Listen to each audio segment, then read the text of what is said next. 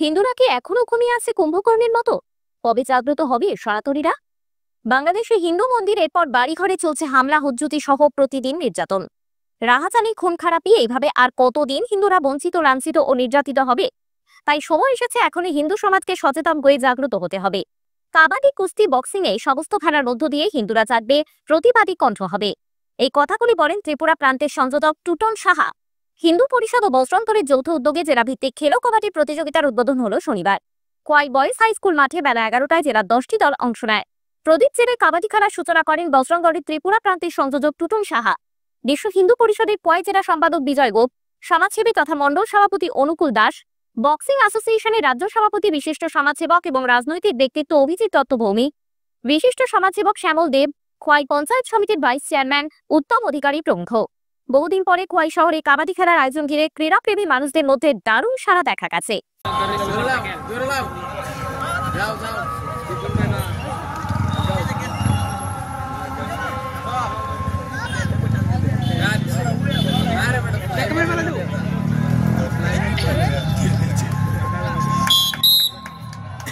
দুদিন ব্যাপী খেলো কাবাডির শেষ দিন রবিবার সন্ধ্যার পরে ফাইনাল খেলা অনুষ্ঠিত হবে। সাংবাদিকদের মুখোমুখি হয়ে বজরং দলের ত্রিপুরা প্রান্তের সংযোজক টুটন সাহা বলেন যে সনাতনী হিন্দু সমাজকে জাগ্রত করতে পারে খেলো কাবাডি, খেলার কোনো বিকল্প নেই।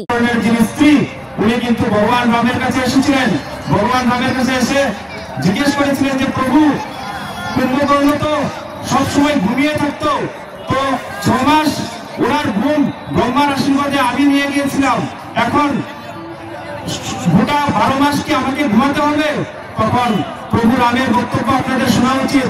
প্রভু রাম মর্যাদা পুরুষোত্তম তখন কুম্ভকর্ণের স্ত্রীকে বলেছিলেন যে না, কলিযুগ আসবে, হিন্দু সমাজ তখন এই কুম্ভকর্ণের 6 মাসের ঘুম কিন্তু কাটাবে। তো সেই সন্দর্ভে আজকে হিন্দু সমাজ কিন্তু সেখানে ঘুমিয়ে রয়েছে। কখন আমার উপর আক্রমণ হবে, কখন আমার ঘরের মধ্যে প্রতিঘাত হবে, কখন আমরা জেগে উঠবো। তাই আমরা হিন্দু সমাজের উপর প্রবল অত্যাচার, অবিচার সহ বিভিন্ন ভাবে যে বিপদ নেমে আসছে, তারপরেও কিন্তু হিন্দু সমাজ জেগে উঠছে না। আজকে বজরং দল, যারা মনে করে বজরং দল শুধু মার কাট দাঙ্গা সহ বজরং দল বিভিন্ন ভাবে বিচ্ছিন্নতাবাদী বিষয়ের সঙ্গে যুক্ত, বজরং দল লুটপাটের সঙ্গে যুক্ত, তাদের উদ্দেশ্যে বলবো আপনারা চোখ খুলে দেখে যান যে বজরং দল সমাজের মধ্যে সেবা, সুরক্ষা এবং সংস্কারের দায়িত্বে সদা সর্বদা অগ্রণী ভূমিকা পালন করে সমাজের মধ্যে যেরকম ভাবে সেবার কাছে। খোয়াই থেকে প্রদীপ ঘোষের রিপোর্ট, ত্রিপুরা পাইওনিয়ার।